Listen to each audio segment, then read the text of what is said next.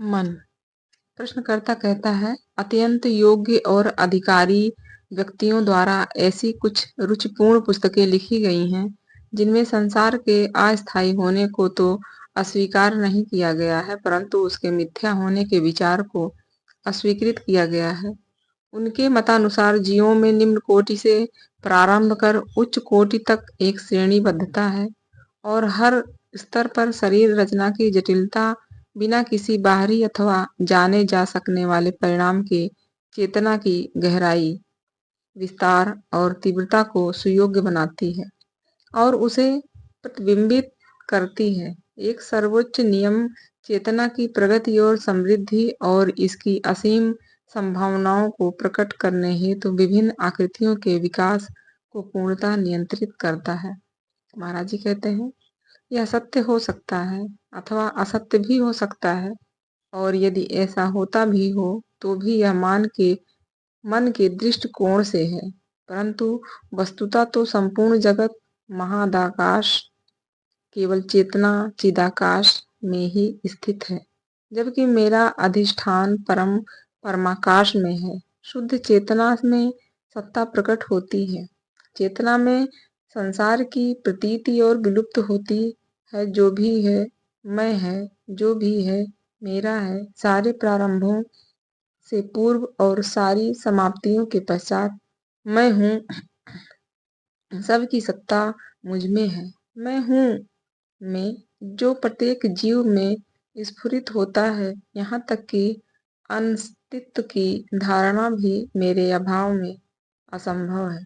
जो कुछ होता है उसके लिए मेरा साक्षित्व आवश्यक होता है। प्रश्नकर्ता कहता है, आप संसार की सत्ता को अस्वीकार क्यों करते हैं? महाराज जी कहते हैं, मैं संसार का निषेध नहीं करता, मैं इसे चेतना में प्रकट हुआ देखता हूँ, जो कि अज्ञात की असीमता में ज्ञात की संपूर्णता है।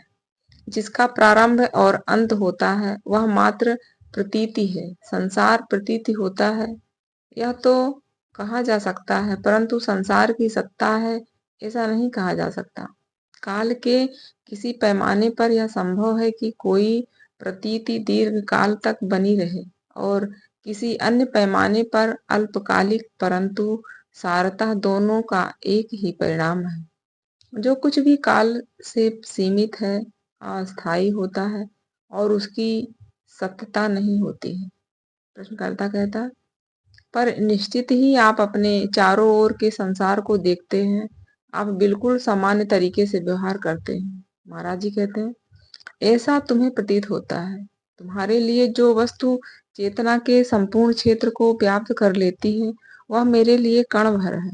संसार टिकता तो है पर क्षण भर के लिए, पर तुम्हारी स्मृति के कारण तुम यह सोच बैठते हो कि संसार निरंतर वस्तु है और स्वयं मैं स्मृति के आश्रय से नहीं जीता। मैं संसार को चेतना में होने वाली क्षणिक प्रतीति की तरह वैसा ही देखता हूँ जैसा कि वह है। प्रश्नकर्ता कहता, क्या आपकी चेतना में? महाराज जी कहते हैं, मैं और मेरी के सारे विचार, यहाँ तक कि मैं हूँ भी चेतना के ही अंतर्गत है। प्रश्नकर्ता कहता है, क्या तब आपकी परम सत्ता परमाकाश अचेतन है?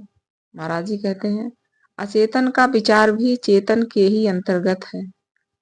प्रश्नकर्ता कहता है, फिर आप यह किस प्रकार जानते हैं कि आप सर्वोच्च अवस्था में स्थित हैं? महाराज जी कहते हैं, क्योंकि मैं इसमें हूँ। यही एकमात्र नैसर्गिक स्वाभाविक अवस्था है। प्रश्नकर्ता कहता, क्या आप इसका वर्णन कर सकते हैं?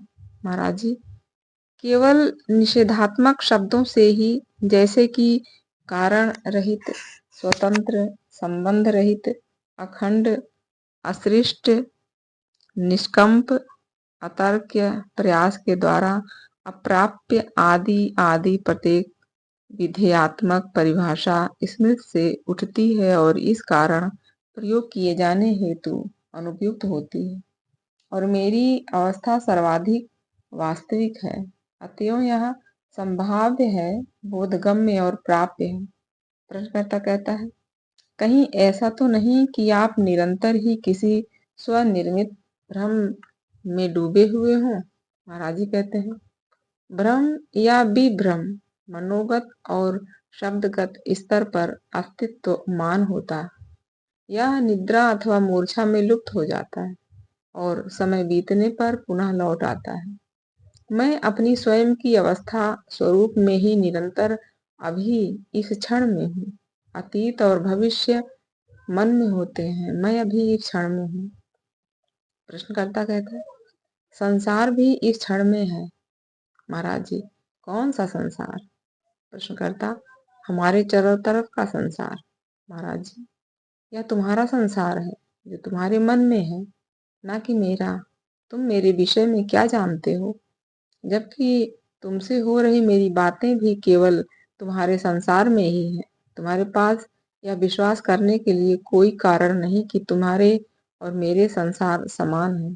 मेरा संसार वास्तविक और सत्य है, जैसा कि उसका संवेदन है, जबकि तुम्हारा संसार तुम्हारी मन की अवस्था के अनुसार आता और जाता रहता है।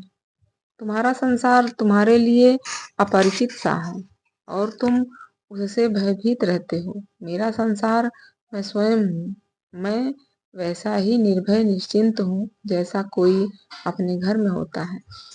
प्रश्नकर्ता, यदि आप स्वयं संसार हैं तो आपको इसकी संवेदना कैसे होती है? महाराज जी, चेतना और संसार साथ साथ प्रकट और विलीन होते हैं और इस प्रकार वे एक ही अवस्था के दो रूप हैं। प्रश्नकर्ता, निद्रा में मैं नहीं हूँ तथा संसार बना रहता है। महाराज जी, यह तुम्हें कैसे ज्ञात हुआ? प्रश्नकर्ता, जागने पर मुझे ज्ञात होता है, मेरी स्मृति मुझे बतलाती है। महाराज जी, स्मृति मन है, मन निद्रा में बना रहता है। प्रश्नकर्ता, यह अंशतः अवरुद्ध रहता है। महाराज जी, परंतु इससे इसमें स्थित संसार का चित्र बदलता नहीं। जब तक मन अस्तित्वमान है तब तक तुम्हारा शरीर और तुम्हारा संसार भी विद्यमान रहते हैं।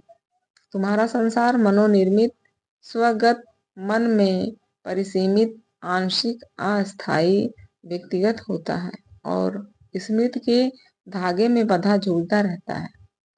प्रश्नकर्ता कहता, क्या आपका संसार भी इसी प्रकार का है? महाराज जी, अरे नहीं, मैं सत्यताओं के संसार में जीता हूँ, जबकि तुम्हारा कल्पनाओं का संसार है।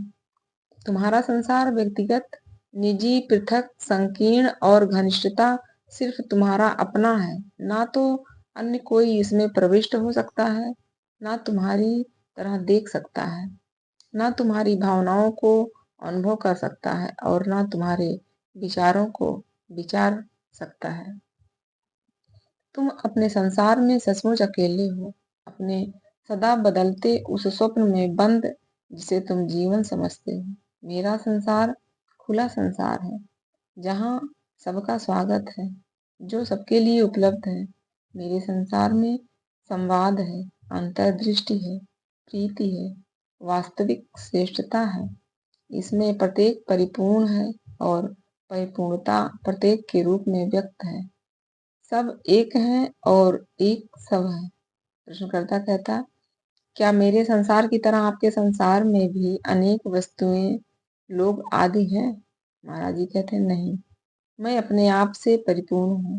प्रश्नकर्ता कहता, परंतु क्या आप भी हमारी तरह देखते सुनते हैं? महाराज जी कहते हैं, हाँ, मैं सुनता हुआ देखता हूँ, बातचीत तथा व्यवहार करता हुआ दिखाई तो पड़ता हूँ, पर मेरे लिए यह सब होता भर है। जैसे कि तुम्हारी स्थिति में भोजन का पच जाना अथवा शरीर से पसीना आना आदि होते हैं, स्वाभाविक रूप से देह मन का यंत्र इन सब बातों की देख रेख करता है और मुझे इस सब से मुक्त रखता है। जैसे तुम्हें अपने बालों के बढ़ने के बारे में चिंता नहीं करनी पड़ती, वैसे ही मुझे अपने शब्दों अथवा व्यवहार की चिंता नहीं करनी पड़ती। वे सब अपने आप होते हैं और मुझे स्पर्शित छोड़ देते हैं, क्योंकि मेरे संसार में किसी प्रकार की कोई भूल